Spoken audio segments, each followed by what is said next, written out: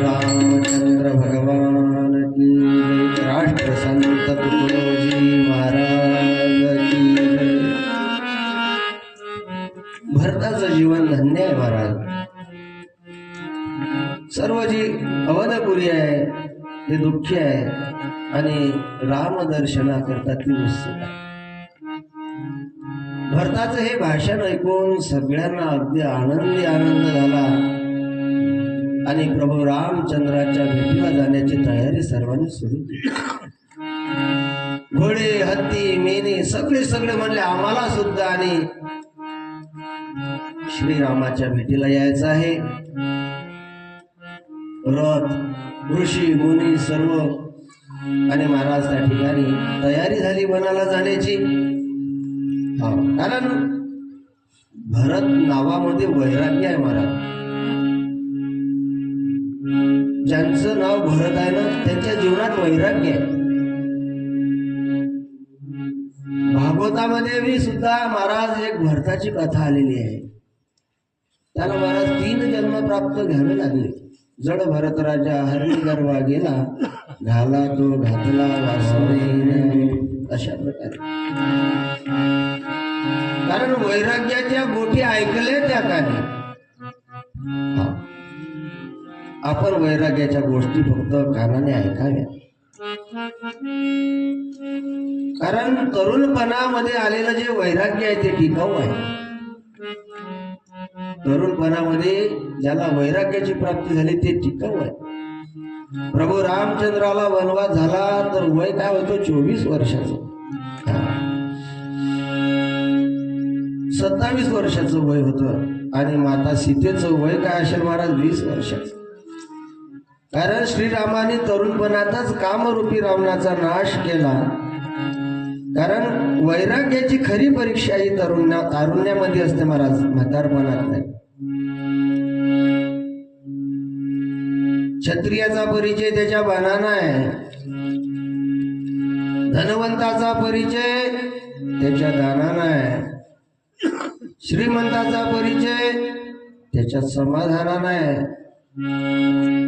तारुण्याचा परिचय त्यागामध्ये आहे, त्यागात शांती नंतरम, आणि भक्ताचा परिचय त्याच्या निष्ठेत आहे। निष्ठावंत भाव भक्ताचा स्वधर्म, निर्धार हे वर्म चुकू नये, अशा प्रकारे। कारण सियावर रामचंद्र भगवान ऐसे इहकीचे का स्वर्गीचे, पायिक झाले या इच्छेचे, परी भोगावे नहे रुचे मना माझी। इहकीचे का स्वर्गीचे, या लोकातले असत की स्वर्ग लोकातील भोग असत, ते भोगायची इच्छा न होणे म्हणजे वैराग्य आहे। अशा प्रकारे कारण काही वस्तूमध्ये माया आहे, त्याच्यामुळे आपल्याला महाराज वैराग्याची प्राप्ती होत नाही। भोजनामध्ये माया आहे, द्रव्यात माया आहे, वस्त्रात माया आहे, स्त्रीमध्ये माया आहे, घरात माया आहे, पुस्तकामध्ये माया आहे. 5 प्रकारानं महाराज वैराग्याची प्राप्ती होते. दुःख, किळस, भीती, विवेक आणि भगवंतावरील प्रेम. एखाद्याच्या जीवनामध्ये जर अतिशय दुःख जर त्याला निर्माण झालं असेल, कमी वयामध्ये जर दुःखाचे घाव त्याच्या अंतःकरणावरती बसले असतील तर त्याला वैराग्याची प्राप्ती होते महाराज. हो. किंवा महाराज एखाद्या गोष्टीची किळस आली असेल, त्याला जर पश्चाताप झाला असेल की अरे हे डुकराचं जगणं आहे, हे कोल्या कुत्र्याचं जगणं आहे, आणि अशा जगण्याची जर त्याला किळस आली असेल तर महाराज त्या ठिकाणी त्याला वैराग्याची प्राप्ती होते. किंवा महाराज एखाद्याच्या अंतःकरणात जर भीती असेल, अतिशय भीती, तर त्या भीतीमुळे सुद्धा महाराज त्याच्या अंतःकरणामध्ये वैराग्याची प्राप्ती होते. आणि एखाद्याच्या अंतःकरणात जर विवेक जागृत झाला संत कृपेनं, त्याला कळलं की अरे आपण जे करतोय ते वाईट आहे, तेव्हा महाराज त्याला वैराग्याची प्राप्ती होते. संतांच्या कृपेनं, भगवंताच्या कृपेनं महाराज वैराग्याची प्राप्ती होते. कारण वासना, आसक्ती, विकार संपल्याशिवाय, वासना, आसक्ती आणि विकार हे 3 दुर्गुण संपल्याशिवाय महाराज विवेकाची प्राप्ती होत नाही, विवेक जागृत होत नाही. आणि विवेक जागृत झाल्याशिवाय वैराग्याची प्राप्ती होत नाही. आणि वैराग्याची प्राप्ती झाल्याशिवाय महाराज त्या ठिकाणी भगवंताची प्राप्ती होत नाही. कारण महाराज विवेक रूपी झाड आहे आणि त्या झाडाच्या मुळाला पाणी घालावं लागतं महाराज. अशा प्रकारे सियावर रामचंद्र भगवान. कारण तीर्थव्रत नेम भावेविन सिद्धी, वायाची उपाधी करशी जना. काही लोक तीर्थाला जातात, पण तीर्थाला जाऊन सुद्धा महाराज घरच्या गोष्टी ते सोडत नाही. कसे काय बरं तीर्थाला गेले तुम्ही? पंढरपूरला जातात काही लोक, पंढरपूरला जातात कशा करता जातात? दर्शना करता जातात. जातात की नाही? तुम्ही जाता की? हो बाबा आम्ही पण जातो, पण आमचा फोन सुरूच असते, का ग बाया भेटल्या काय निघाले, किती बाया भेटल्या, फवारणं सुरू आहे की नाही, सगळं लक्ष घरी. आणि हे बाई बिचारी बायाच्या मागे निंदायला जाते. माझ्या पतिराज आता चंद्रभागेमध्ये स्नान करत असतील. आता पुंडलिकाचं दर्शन झालं असेल त्यांचं. आता बारीत उभे असतील. कशाचे बारीत उभे? तिकडे आलूवडे खाणं चालू आहे, कचोऱ्या खाणं चालू आहे बुवाच्या. पंढरपुरामध्ये जाऊन म्हणतात बाबा तर कशी काय एकादशी गेली लक्षच राहिलं नाही. वा रे वा तुझं पंढरपूर बाबा. हे मनी नाही भाव म्हणे देवा मला पाव, मनी नाही भाव म्हणे देवा मला पाव, देवा जान भेटायचा नाही,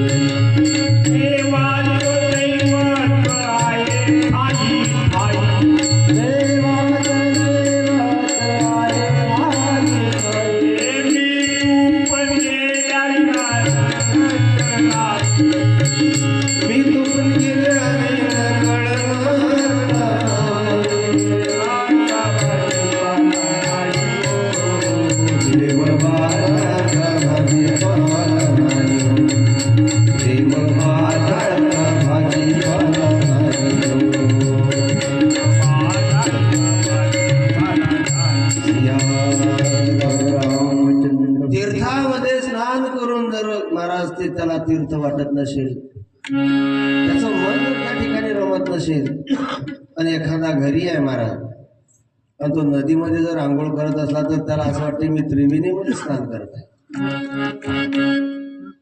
कारण पंढरपूरला जाऊन महाराज त्या ठिकाणी भाव जर नसेल तर ते व्यर्थ आहे.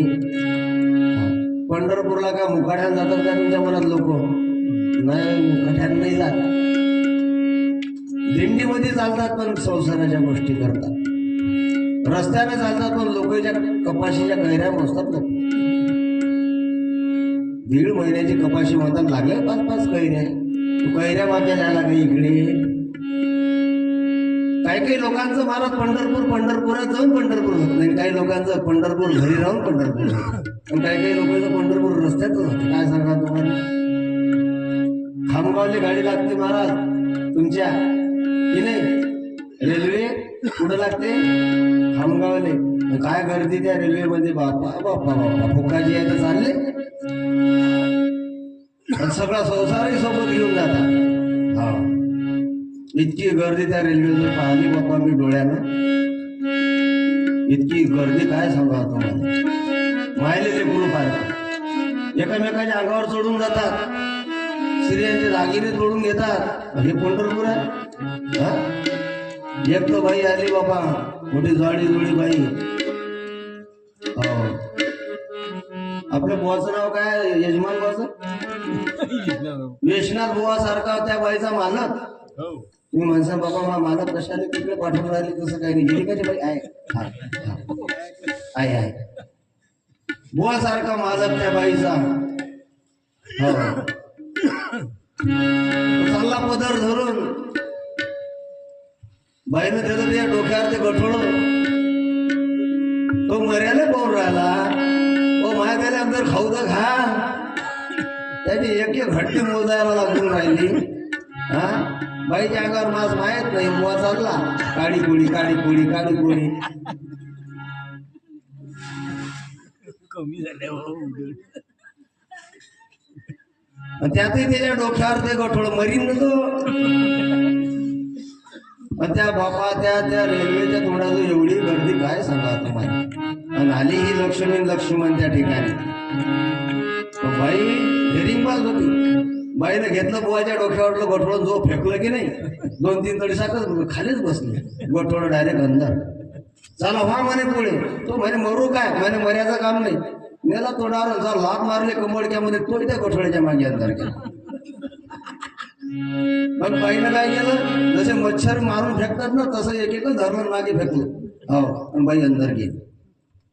अंदरही गेली तर त्या रेल्वेचा डबा पॅक झाला होता. आता बाई हुशार. बाईनं काय केलं माहित आहे का? त्या गठोळ्याला हे काढलं सर्प रबराचा.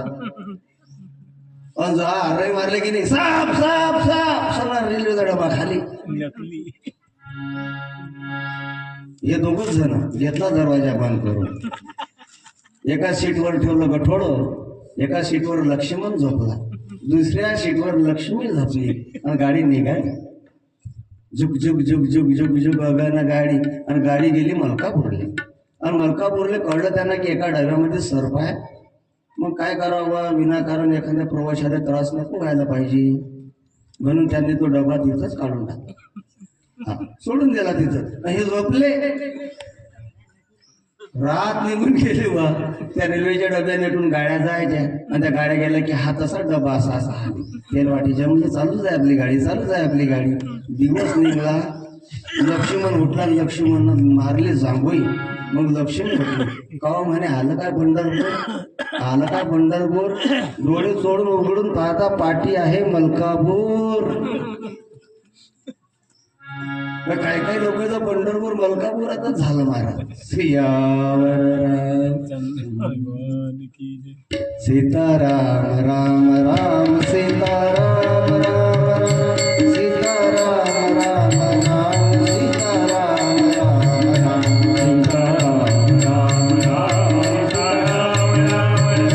सीताराम राम राम राम सीताराम राम राम राजा राम राम राम सीताराम राम राम सीताराम राम राम सीताराम राम राम राम राम सीताराम राम राम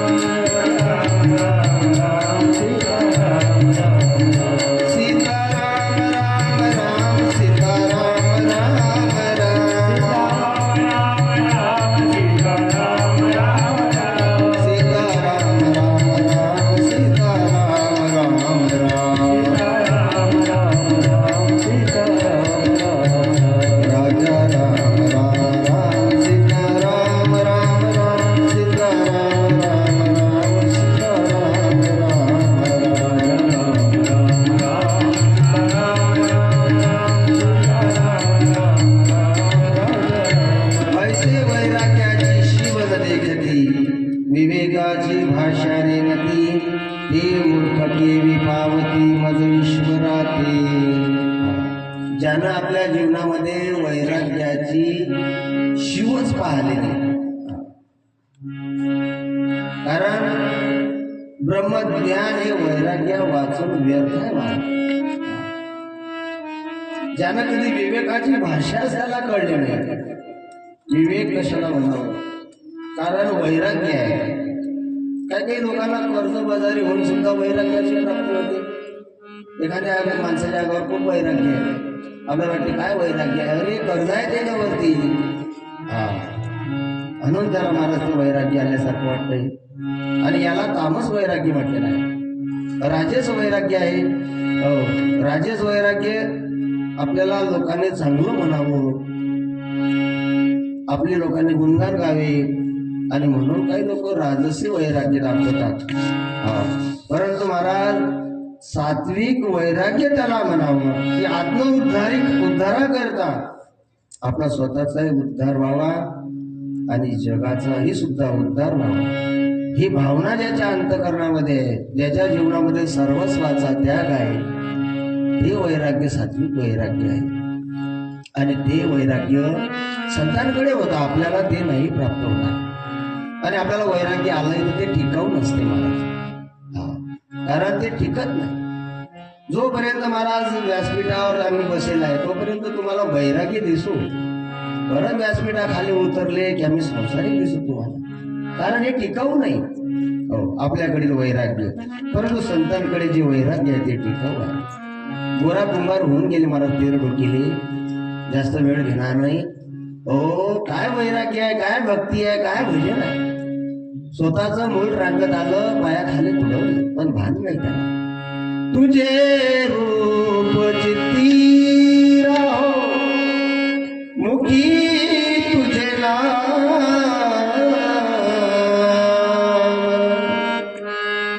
देह प्रपंचाचा दास, सुखी करो.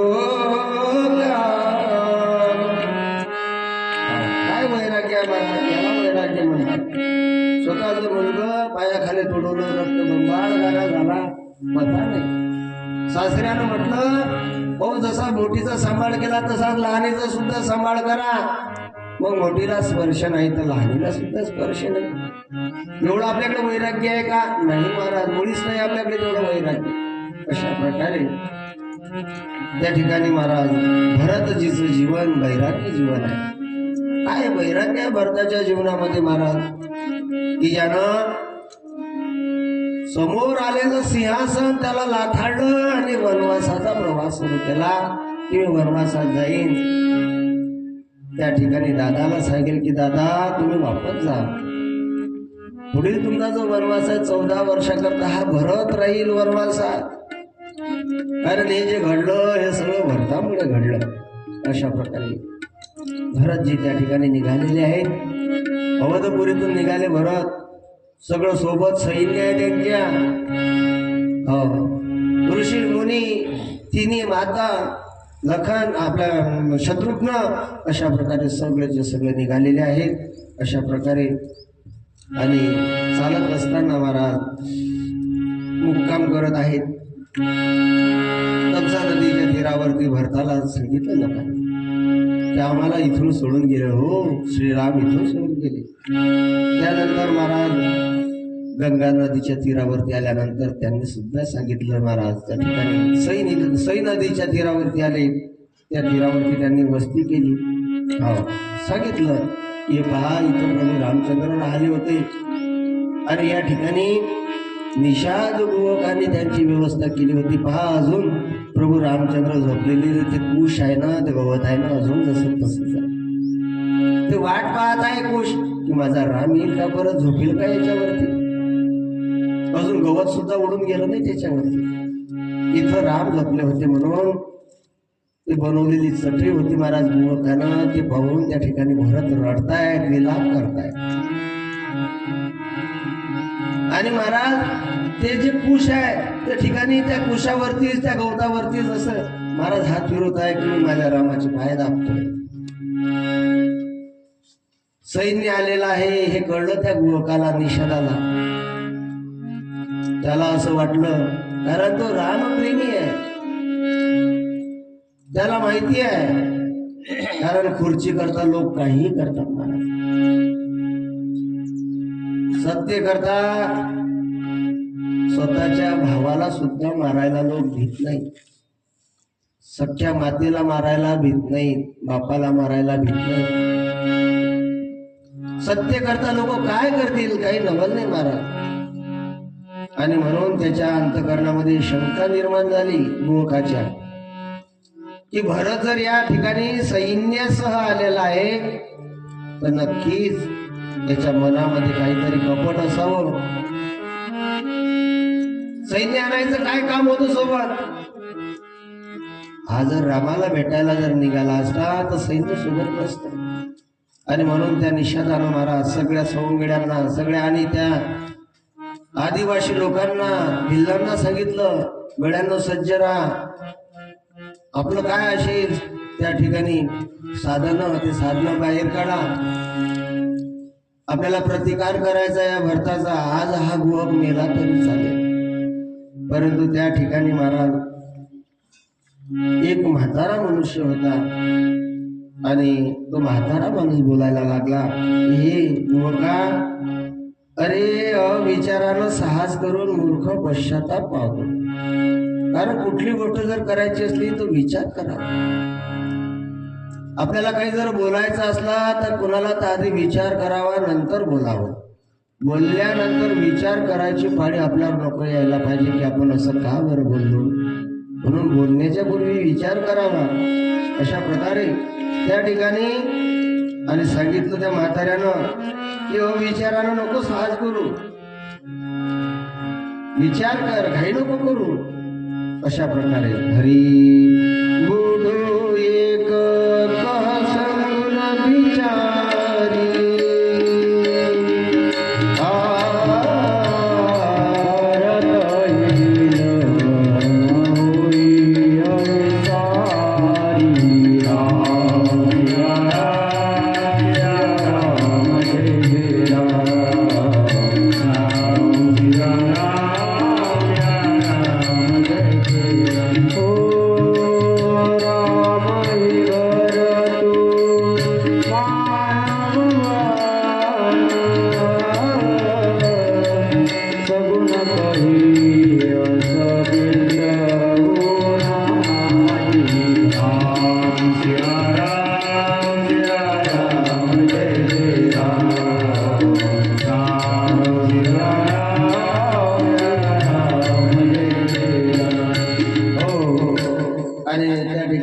समजवलेलं आहे. त्याला सुरुवातीला आपण भेटायला जाऊ, त्यांच्याशी वार्तालाप करू आणि त्यानंतर त्यांचं काय म्हणणं आहे ते बघू आपण. आणि अशा प्रकारे त्या ठिकाणी असे 4-5 लोक आदिवासी ते गेले, भरताला भेटले. आणि भेटल्यानंतर महाराज प्रभू रामाच्या विषयी महाराज अनुराग पाहून त्या ठिकाणी निषादाला आनंद झाला. आणि तो निषाद भरताला भेटल्यानंतर महाराज त्यानं सगळं आणि त्या ठिकाणी घडलेलं सांगितलेलं आहे की श्रीरामजी बघा या कुशावरती झोपले, माझ्या हाताने ही बनवलेली मऊ गादी आहे. इथून मी सोबत गेलो त्यांच्या भरद्वाज ऋषीच्या आश्रमापर्यंत मी सोबत गेलो, प्रयागापर्यंत मी सोबत गेलो आणि तिथून त्यांनी मला वापस पाठवलं. त्यावेळेस भरताना महाराज त्या निषादाला आलिंगन दिलं, मिठी मारली. अरे निषादा, युवका, अरे माझ्या रामाचा स्पर्श तुला झाला, राम कार्यामध्ये तू सहकारी झाला बाबा. अरे तू माझा लहान बंधू आहे. आणि भावाप्रमाणे महाराज त्या ठिकाणी त्या आदिवासी असलेल्या युवकाला त्या ठिकाणी महाराज अलिंगन दिलं महाराजा भरतानं. त्याला वाटलं जणू काय मी रामालाच अलिंगन दिलं असं. सांगितलं, भरत अहो तुम्ही काळजी नका करू, मी तुमच्या सोबत येतो, मला रस्ता माहिती आहे. अशा प्रकारे ज्या रस्त्यानं माझे राम गेलेले आहेत आणि ते रस्ता मला सर्व माहिती आहे, मी तुमच्या सोबत आहे. आणि अशा प्रकारे तिथून सर्वचे सर्व निघाले. हा जो युवक आहे चालत असताना महाराज सीतारामाच्या आठवणी त्या ठिकाणी भरत आणि शत्रुघ्नाला सांगत आहे. घडलेली प्रत्येक गोष्ट वर्णन करून सांगत आहे. राम इथे बसले होते, सीतामाई इथे बसली होती, अशा प्रकारे इथे विनोद झाला होता. अशा प्रकारे भगवंतानं या ठिकाणी गंगामाईचं दर्शन घेतलं. या ठिकाणी केवट होता, त्या केवटानं अहो भरतजी एका पायावरती देवानं उभं केलं. एका पायावरती हो पाय धुतले ना, एका पायावरती देवा तुम्ही उभे राहा, मला 2-2 पाय धुवायचे नाही तुमचे. एका पायाचं एक घोट धुतलं देवा आणि एक पाय देवाला वर ठेवायला लावला. आता एका पायावर किती टाइम राहील हो माणूस उभा राहील का? देवा जोपर्यंत मी हा पाय धुत नाही तोपर्यंत दुसरा पाय तुम्ही टेकवू नका. आणि मग शेवटी महाराज काय सांगावं, हाच आहे तो भाग्यवान केवट. शेवटी डगमगले देवाचे पाय आणि देवानं सहारा घ्यावा म्हणून त्या केवटाच्या शिरावरती हात ठेवून आधार घेतला. महाराज इतका भाग्यवान हा केवट की ज्यानं श्रीरामाला आधार दिला. महाराज त्या केवटाला सुद्धा महाराज त्या ठिकाणी भरताना आलिंगन दिलं आणि तिथून महाराज सर्वचे सर्व आणि वन प्रवासा करता निघाले. हरी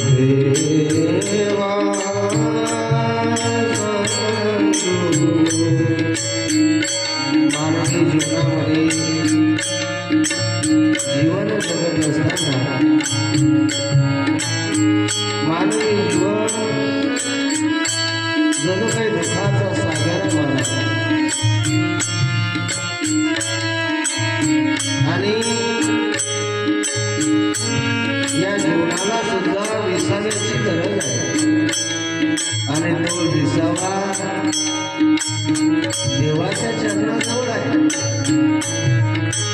जीवनात किती दुःख प्राप्त झालं महाराज सांगायचं असेल तर ते खऱ्या संतांना सांगा किंवा महाराज ते दुःख आपण देवाला सांगा, तो ऐकतील आपलं, निश्चित ऐकतील. कारण त्यानं जर आपलं दुःख जर ऐकत नसतं महाराज तर आपले श्वास बंद झाले असते. देवा देवा देवा सांगू सुख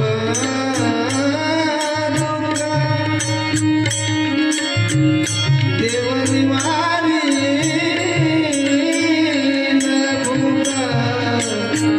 जाऊ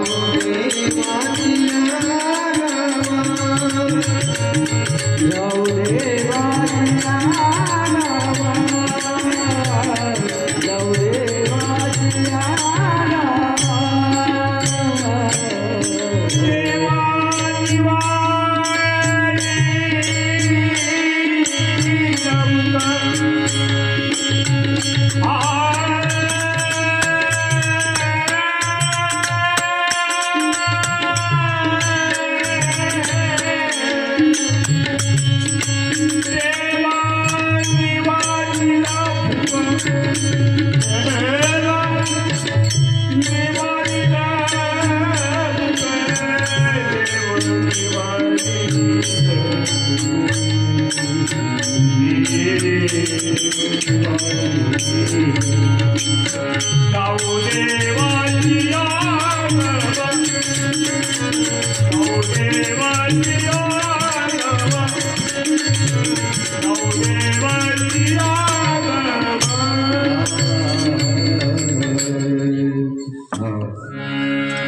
अशा प्रकारे निघाले.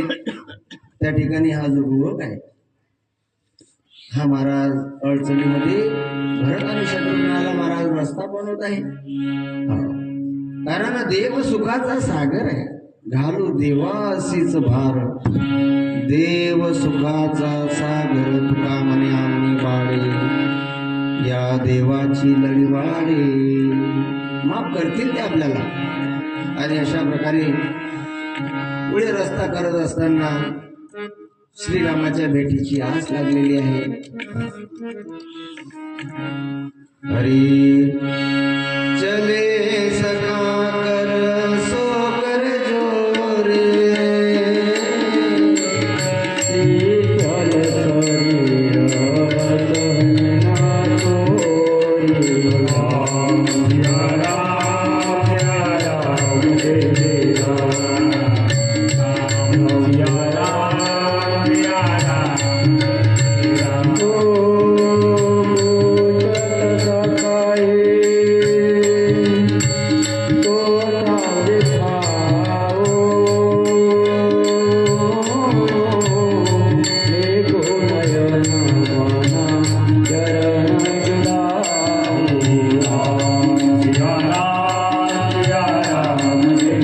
राम, राम या राम या राम राम.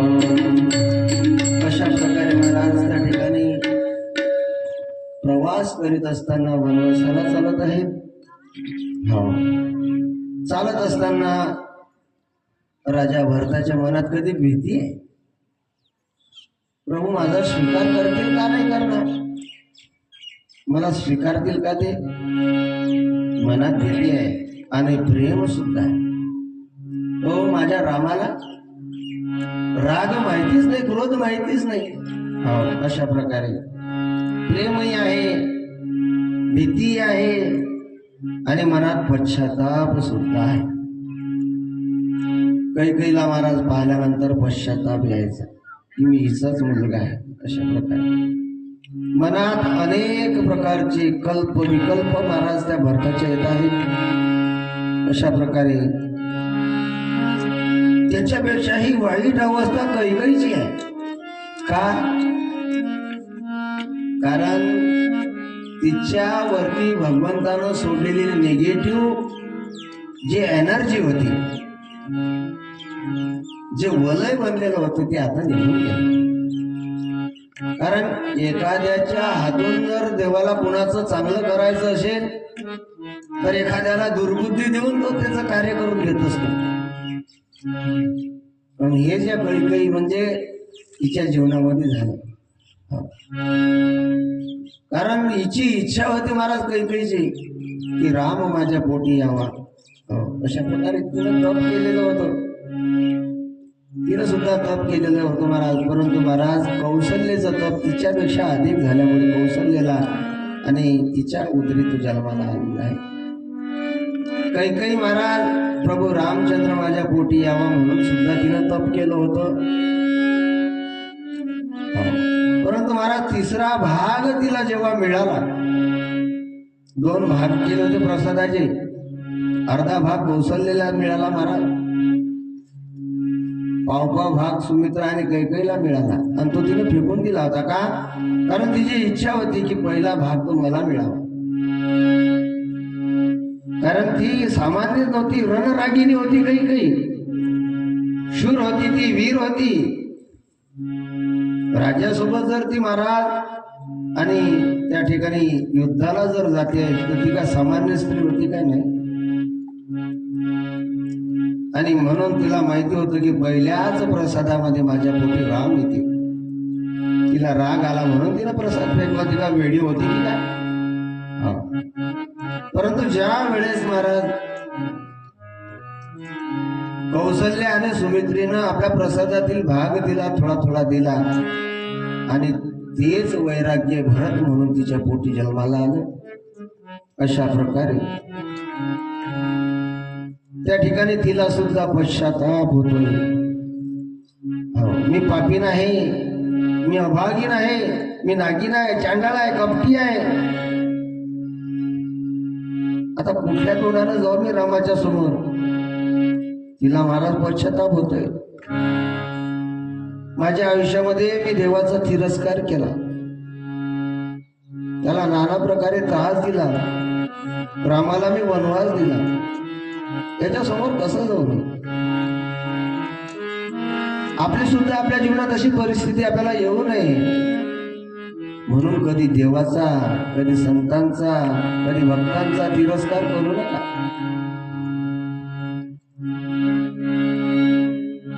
आपल्याकडे नसेल जमत करू नका, मुकाट्यानं राहा. पंक्ता देणाऱ्यांना देऊ द्या, पण त्याच्या भाजीमध्ये कदाचित जर एखाद्या वेळेस मिरपूट किंवा मीठ शिल्लक पडलं असेल तर असं म्हणू नका भाजी तिखटच झाली, भाजी खारटच झाली. बरे ते दिली त्यानं खारट तुरट तिखट, पण तुला काय दिलं? तिरस्कार नका करू जीवनामध्ये देवाचा, संतांचा. हो, कारण शेवटी पश्चातापाला सुद्धा आपल्याजवळ वेळ मिळणार नाही. आयुष्यभर कधी महाराज आपण त्याचं दर्शन घेतलं नाही. आयुष्यामध्ये कधी आपण विठ्ठलाच्या मंदिरात रावळात आलं नाही. कधी आपण मंदिर झाडून पाहिलं का? एखाद्या दिवशी अभिमानी होऊन या मंदिरामध्ये या आणि इथं महाराज स्वच्छ आणि मंदिर करून पहा, स्वच्छ करून पहा. घाण साफ करा, इथे मंदिरातील झाडझूड करा, व्यवस्थापित करा. या ठिकाणी काही जुने असलेले जे फुलांचे माळा आहेत त्या काढून टाकून द्या, स्वच्छता करून पहा एखाद्या दिवशी. आणि मग घरी गेल्यानंतर पहा तुम्हाला किती समाधान लाभते, त्या ठिकाणी सुखाची झोप येते महाराज. येऊन तर पहा एक दिवस. पण आपण कधी मंदिरात येणार नाही. इथं स्वच्छता करणं तर दूरच राहिली, कधी आपण त्याचं दर्शन घेणार नाही. आणि ज्या वेळेस महाराज माणसाच्या अंगाला ताप येते मग तो म्हणते देव माया माया बाबा. आणि मग खाटल्यावर पडल्यावर देवा रे तुला माया चांगलं नाही केलं. देव एवढा रिकामा आहे काय चांगलं करायला तुला? जा चांगले पाय होते तेव्हापर्यंत तू कधी हनुमंताच्या मंदिरात गेला नाही. अरे कधी विठ्ठलाच्या रावळामध्ये आला नाही तू, कधी स्वच्छता केली नाही तू. जोपर्यंत हात चांगले होते तोपर्यंत कधी तू मंडप झाडला नाही. कुठल्या सेवेमध्ये तुझा स्वभाव नाही. कधी विना घेऊन तू कधी पहारा दिला नाही. आणि आता म्हणतो देवा तुला मला चांगलं नाही केलं. देव एवढा रिकामा आहे काय चांगलं करण्याकरता? कारण ज्या वेळेस मग दुःख येईल, कष्ट येईल, त्यावेळेस माणसाला देव आठवतो. हो, कोण आठवतो? मग देव. तोपर्यंत देव आठवत नाही. तो तर त्याला दगड दिसतो. येळपाटात काढतात लोक आपल्याला, दगडाची पूजा करतात का म्हणतात तुम्ही? अरे लेखा तुला काय माहिती आहे त्याच्यामध्ये काय शक्ती आहे? आणि मग ज्या टाइमले मग महाराज खटल्यावर पडतो मग एका देवाचं सगुण पाहतात. काय माय सगुण पाय तर आपल्या गावात काळतोंड्या बसवायला या लोक आहे ना, त्यानं तर नाही धरलं याले. अरे कधी गेले नाही त्याचं तोंड पाहिलं ना, आता काळतोंड्या म्हणतात आले. अरे मैली चादर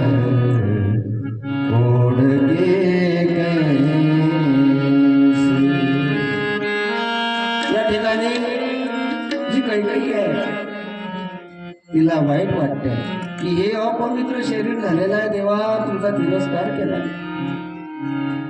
तुम्हाला वनवासामध्ये पाठवलं, हे अपवित्र शरीर घेऊन कशी हो तुझ्या समोर? मैली चादर ओढ़ के कैसे द्वार तुम्हारे आओ, हे पावन परमेश्वर मेरे, मन ही मन पछताओ, मैली चादर ओढ़ के कैसे द्वार तुम्हारे आओ, हे पावन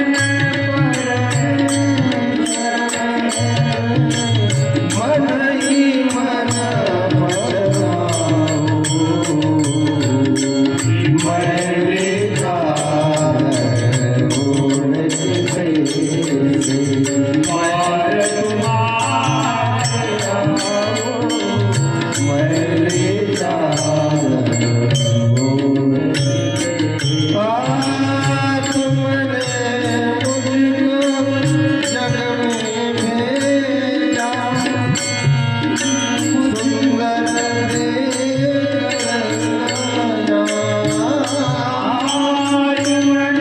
तुमने मुझको जग में भेजा, सुंदर देख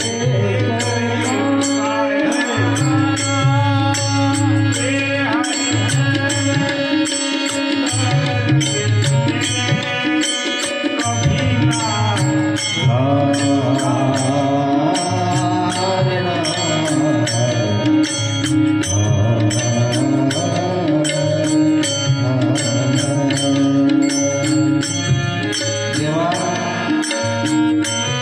अरे किती सुंदर शरीर दिलं तू आम्हाला. पाहिजे तिथं डोळे, कान, नाक, हात, पाय,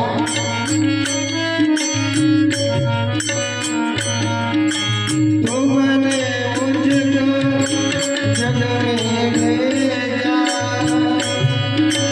सुंदर देख लाया, आकर के संसार में मैंने इसको दाग लगाया,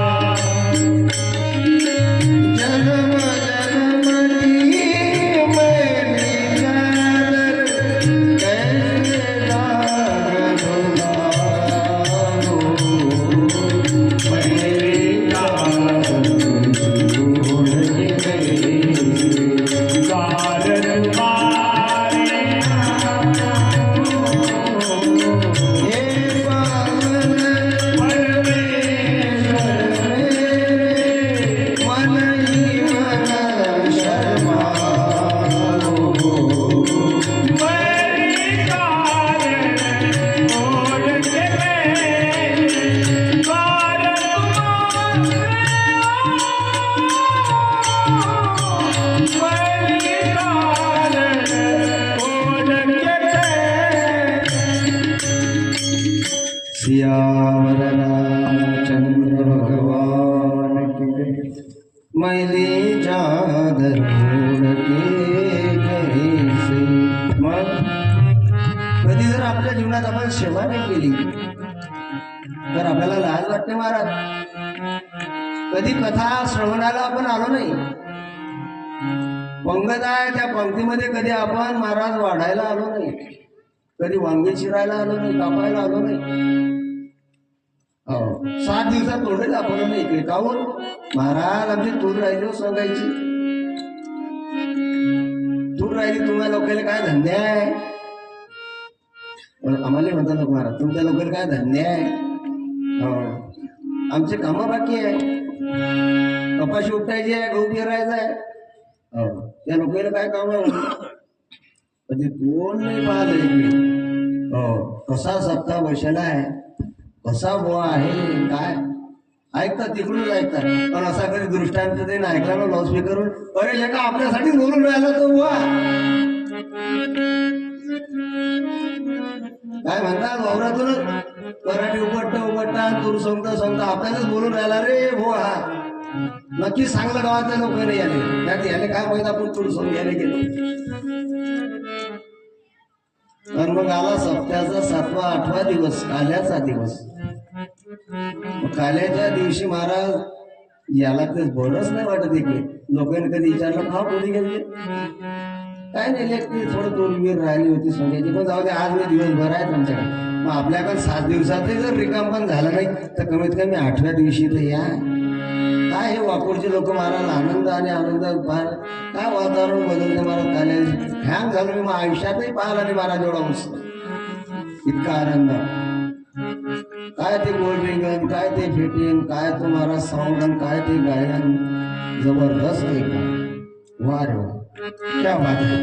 सियावर रामचंद्र भगवान जय. श्री राम जय जय राम. श्री राम राम श्री राम जय श्री राम श्री राम जय राम. श्री राम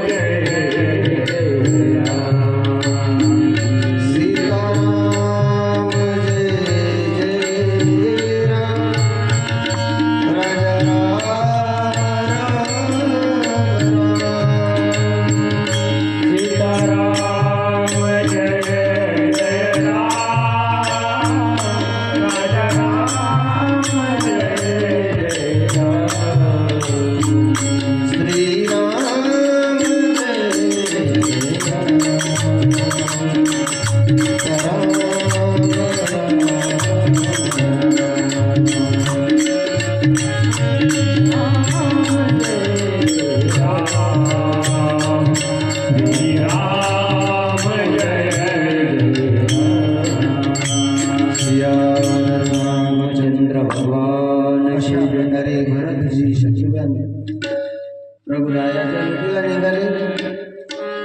चालत असताना महाराज प्रयाग राजावरती गेले. तीर्थराज प्रयाग, त्या ठिकाणी भरद्वाज ऋषी आणि त्यांना नमन केलं, नमस्कार केला. त्यांचा आशीर्वाद प्राप्त करून मस्तकी धारण करून त्या ठिकाणी महाराज भरतजी आणि त्या ठिकाणी राममय झाले.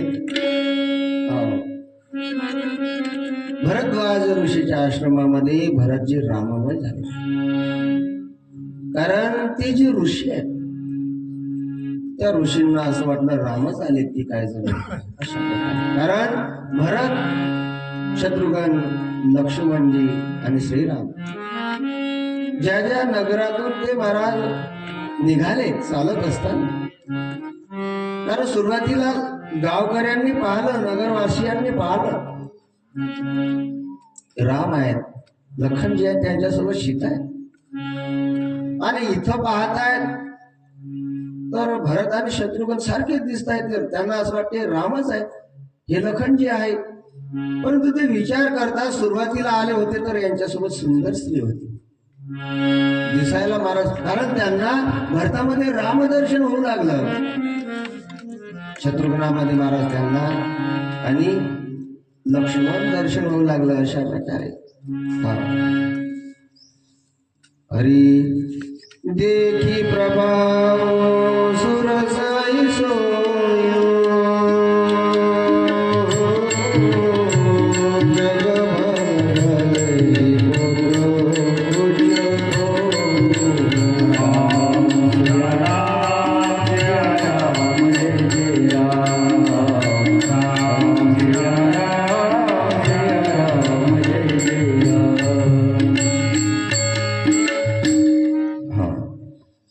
जेव्हा भरताचा अट्टहास पाहिला, निष्ठा पाहिली, प्रेम पाहिलं, समर्पण पाहिलं इंद्रानं. कारण ज्यावेळेस प्रयागातून महाराज आणि भरद्वाज ऋषीच्या आश्रमातून भरतजी निघाले आणि त्याचा अट्टहास पाहिला.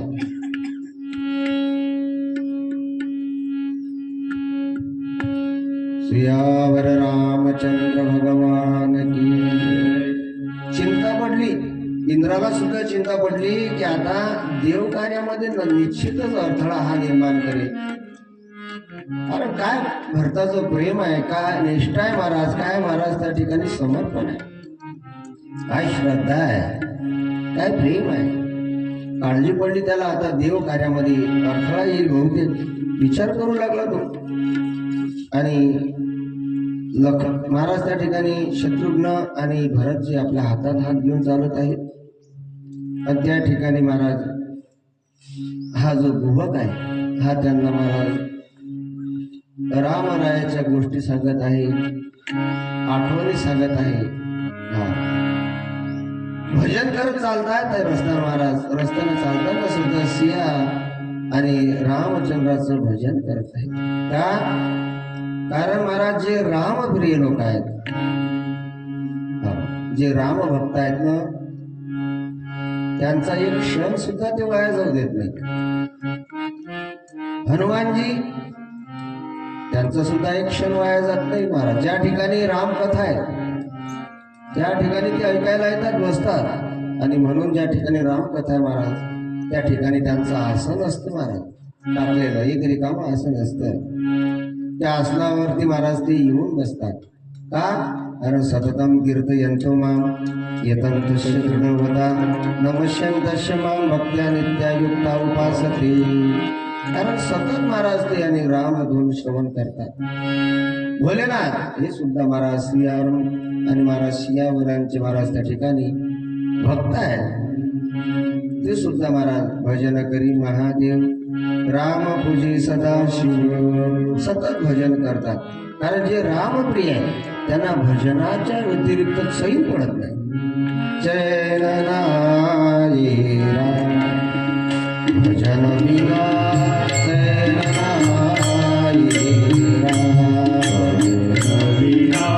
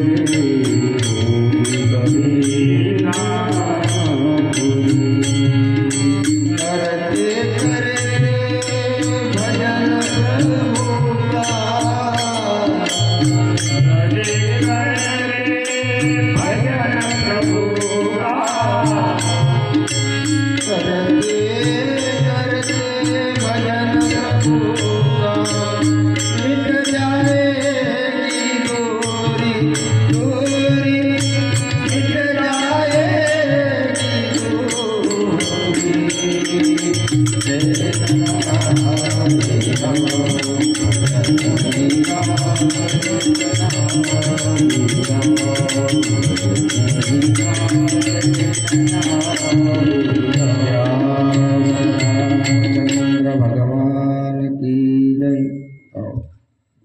अशा प्रकारे महाराज त्या ठिकाणी भजन करत आहे. करत करत चालत असताना भजन जप करत असताना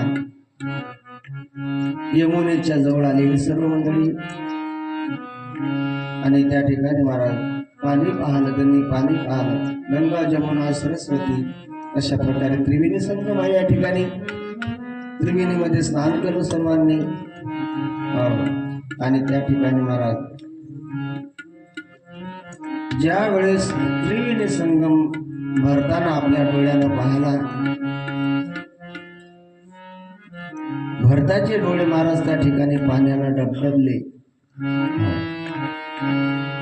भरताचे डोळे महाराज पाण्यानं भरून आले, अश्रूला ढवळून आले. भरत विचार करू लागलो, माझे दादा निश्चित अडी बसले असते. लोक म्हटला, हो भरता इथेच बसले होते, तुम्हाला कसं काय कळलं? भरत म्हणतो, अरे गोका बघ, माझ्या प्रभू रायाचे चरणाचे ठसे अजून इथं आहेत, अजून सुद्धा चरणाचे ठसे आहेत. म्हणून मी तुला निश्चित सांगतो की माझे राम या ठिकाणी बसले असते. अशा प्रकारे त्या ठिकाणी परत महाराज प्रवास सुरू झाला. त्यानंतर महाराज आणि या निषादासह भरतजी शत्रुघ्न निघाले. तिकडे राम पहाटे जागे झाले. महाराज श्रीराम पहाटे जागे झाले. काय महाराज ते भरताचं ऐश्वर्य, सैन्य आणि ते घोड्याची चाल, हत्तीचं किंकाळणं, त्या आवाजानं जे पशुपक्षी होते महाराज ते सैरा वैरा पडायला लागले. कारण घोड्यांचं चिंकाळणं त्या ठिकाणी, हत्तीचं चिंकाळणं, त्या आवाजानं सगळे जे पाखरं आहे ते उडायला लागले. त्यांच्या चालण्यानं ती जी धूर आहे ती धूर कोस दूर उडायला लागली महाराज. धुकं पडल्यासारखं झालं. प्रभू रामचंद्रानं पाहिलं, अरे पक्ष्यांचं चिलबिल, सगळे पाखरं इकडे येत आहेत आणि त्यांच्या मागोमाग धूर सुद्धा आहे, आवाज सुद्धा येत आहे. काय बरं नेमकं असेल? अशा प्रकारे महाराज पुष्कळ पशु पक्षी भयभीत होऊन पडत आहेत, आश्रमाकडे येत आहेत. सीतारामाला सुद्धा त्या ठिकाणी चिंता लागली. त्या ठिकाणी असलेले जे पोळी भिल्ल आहे त्या ठिकाणी प्रभू रामचंद्राकडे आले. ते त्यांना सांगतात, तुम्ही काळजी करू नका, आमची चतुरंग सैन्य आहे, आम्ही जाऊ, त्यांचा प्रतिकार करू, त्या ठिकाणी तुम्ही काळजी नका करू. आणि त्या ठिकाणी महाराज प्रभू रामचंद्राला सुद्धा महाराज चिंता आहे. का? कारण एक पित्याचं वचन आहे, नंबर 2 आणि देव कार्य आहे, सूर्य कार्य आहे. आणि यामध्ये हा अडथळा आणेल का? भरत येताना त्यांना कळलं की भरत येतोय. लक्ष्मणाला महाराज त्या ठिकाणी चिंता लागली. लक्ष्मणाला पाहिलं, इतकं मोठं धुकं, हरी इतकं मोठं धुकं आहे, किलबिललेलं वातावरण आहे, सगळे भयभीत झालेले पक्षी निश्चित हे काहीतरी कष्ट आहे, संकट आल्यावरती. कोण्या देशाच्या राजाची एवढी हिंमत आहे की तो आपला प्रतिकार करेल? लक्ष्मणच्या अंतःकरणात चिंता आहे. बरोबर आहे. लक्ष्मणजी विचार करायला लागले की अवधपुरीचा राजा असलेला भरत आणि महाराज दशरथ कळलं असेल कोणाला, एखाद्या राजाला, की याचे 2 प्रिय पुत्र वनवासाला निघून गेले आहेत आणि म्हणून माझा राम तर सुरक्षित आहे ना. रामाची चिंता करू लागला लखन. माझ्या दादावरती तर हे संकट नसेल येत. पण ते लखनजी होते महाराज, या पृथ्वीला उपटून महाराज चेंडू सारखं गोल गोल गोल गोल फिरवून फेकून द्यायची त्यांची महाराज हिंमत आहे, इतकी त्यामध्ये पावर आहे. लक्ष्मणजी महाराज त्या ठिकाणी सज्ज झाले. त्यांच्या भुवयावरती गेल्या केसांचा महाराज त्यांनी त्या ठिकाणी जट बांधलेली आहे. अशा प्रकारे कळलं त्यांना भरत येतोय. लक्ष्मणाला चिंता झाली महाराज त्या ठिकाणी की भरत हा कपटानं शत्रुपणानं तर येत नसेल, नाहीतर इतके घोडे हत्ती सैन्य आणायचं काय काम बरं? अशा प्रकारे त्या ठिकाणी याच्या अंतकरणात संधी आहे. हरी हरी हो. आज जर मला शंकरानं सहकार्य नाही केलं तरी चालेल, किंवा या भरताला जरी शंकरानं सहकार्य केलं, ब्रह्म विष्णू महेश जरी याला सहकार्य झाले ना, तर त्या देवांचा सुद्धा आज मी निपात करेन अशी शपथ त्या ठिकाणी महाराज आणि लक्ष्मणाला घेतली. सियावर रामचंद्र भगवान की जय. आतैसे भरत ही सेन समेता,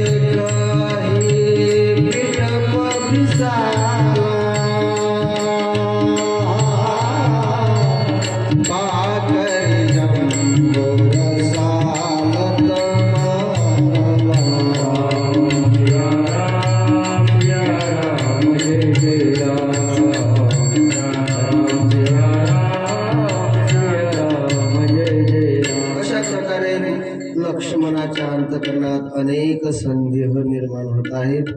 आणि तेवढ्यामध्ये हा जो निषाद राजा आहे नावाने, हा धावत धावत धावत जाऊन उंच ठिकाणी चढला. आणि उंच ठिकाणी चढून त्या ठिकाणी त्यानं आपल्या हातामधली असलेली जी पताक आहे ती पताक हलवली अशी, आणि लक्ष्मणाला आवाज देऊ लागला.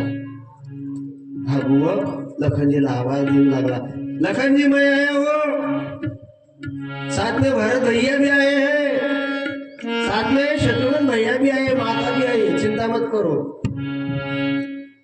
आणि मग त्यावेळेस महाराज लक्ष्मणाचा रोष उतरलेला आहे. जणू एखादा पतंग उंच आकाशामध्ये जावा आणि उंच आकाशामध्ये जाऊन तो गिरकी घेऊन खाली पडावा अशी अवस्था त्या ठिकाणी लक्ष्मणजीची झालेली आहे. कारण वीर रस जागृत झालेला आहे, क्रोध निर्माण झालेला आहे. जणू काही या विश्वाला संपवत आहे की लक्ष्मणजी इतका क्रोध त्याच्या अंतःकरणामध्ये झालेला आहे. परंतु महाराज अग्नीवरती आणि महाराज विष्णुवावरती पाणी पडावा आणि ती विझून जावं, त्यामध्ये धोकूड बाहेर निघावं अशी अवस्था या ठिकाणी लक्ष्मणजीची झालेली आहे. सर्व अंगामधून महाराज ठिकाणी त्यांचा क्रोध बाहेर पडला, कानातून हवा निघाली, डोळ्यातून सुद्धा महाराज द्वेष होता, डोळ्यामध्ये ते द्वेष निघून गेला. अशा प्रकारे त्या ठिकाणी लखन आणि महाराजांची त्या ठिकाणी अवस्था झालेली आहे. भरत भेटीला आलेला आहे, अगदी आनंद वाटलेला आहे महाराज त्या ठिकाणी. अशा प्रकारे आणि त्या ठिकाणी लखनजी महाराज अनुरागानं बसलेले आहेत.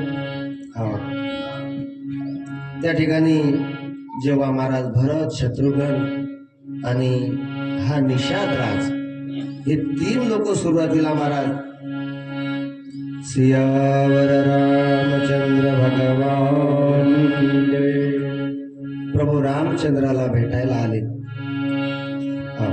त्यावेळेस महाराज महाराज इतका आनंद झाला श्रीरामाला अत्यानंद झाला. हो. आणि महाराज गुणरूपी दूध आणि अवगुण रूपी पाणी मिसळून ईश्वर विधाता या जगाची रचना करतो.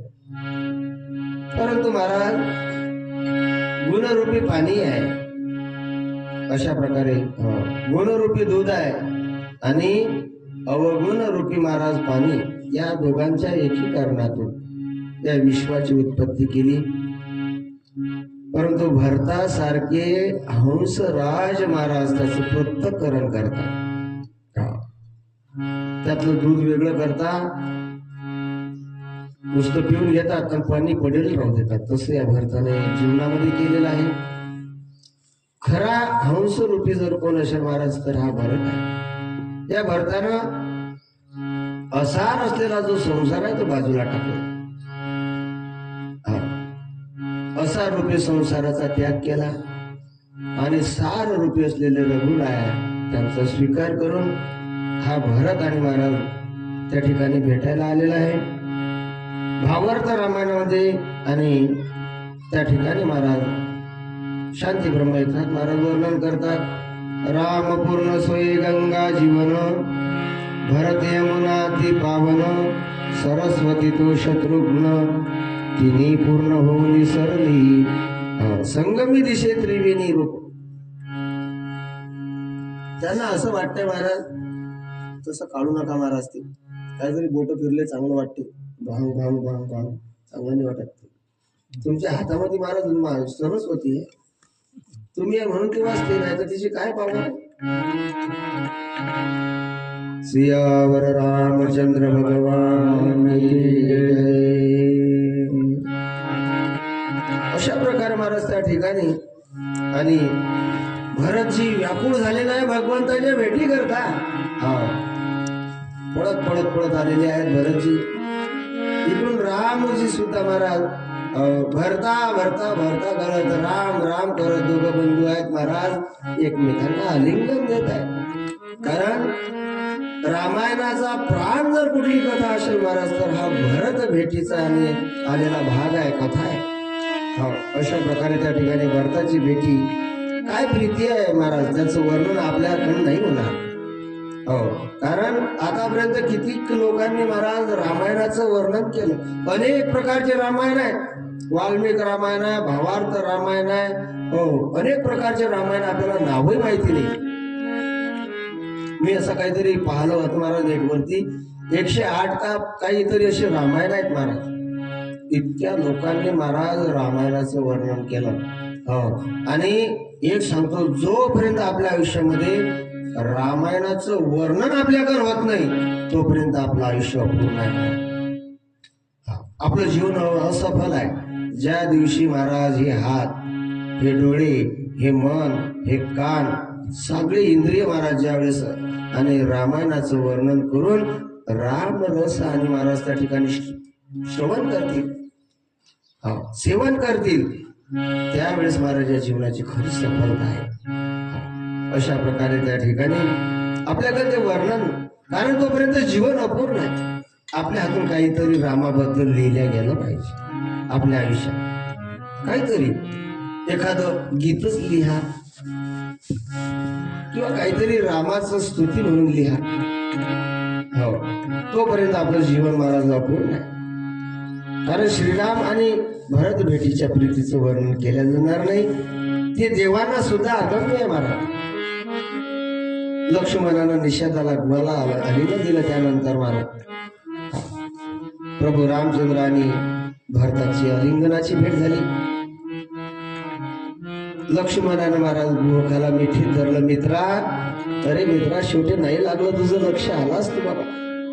काय अगदी आनंदी आनंद आहे महाराज, आनंद अश्रू वाहत आहे डोळ्यांमध्ये महाराज त्या ठिकाणी. हरी सखा वचन सुनी विकल निहारी,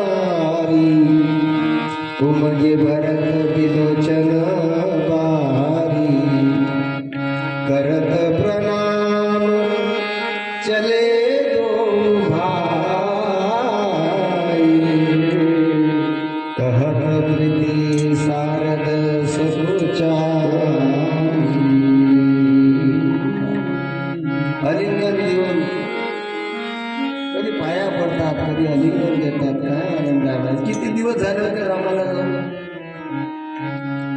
नाही झाला नव्हता महाराज. त्या ठिकाणी महाराज कैकेयीनं महाराज प्रभू रामचंद्राचं कसं तोंड दाखवलं रामाला. काय काही महाराज लोक विकोसाठी असं करतात, पण मीच असा पागल माणूस आहे की विको कमी करण्यासाठी असं करतो.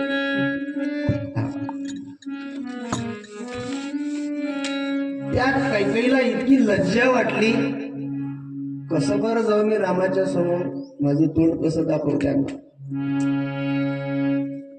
तिनं पाहिलं सीताराम आपल्याकडे येत आहे.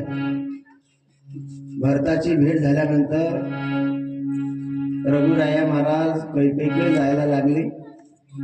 तिला कळलं आता हा येईल, कसं बरं माझं तोंड दाखवून मी काय सांगू त्यांना की माझ्यामुळे राजा दशरथ आणि सूर लोकाला गेले असं सांगू त्यांना.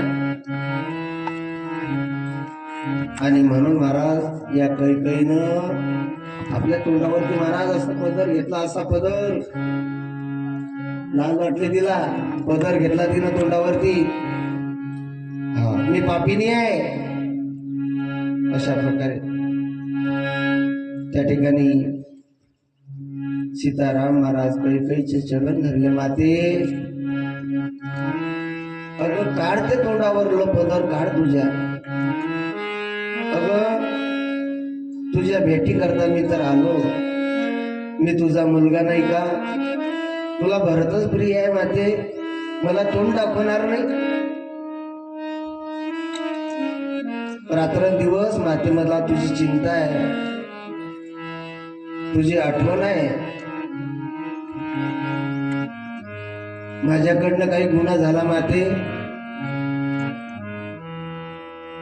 हा राम तुला क्षमा मागतोय माते. माझ्याकडून जर काही चुकलं असेल ना, या रामाला क्षमा करशील ना? मी नाही का ग तुझा पुत्र?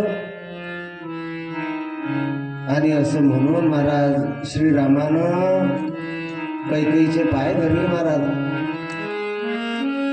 अशी रुष्ट नको हो ग माते, या रामाला तुझ्या आशीर्वादाची गरज आहे.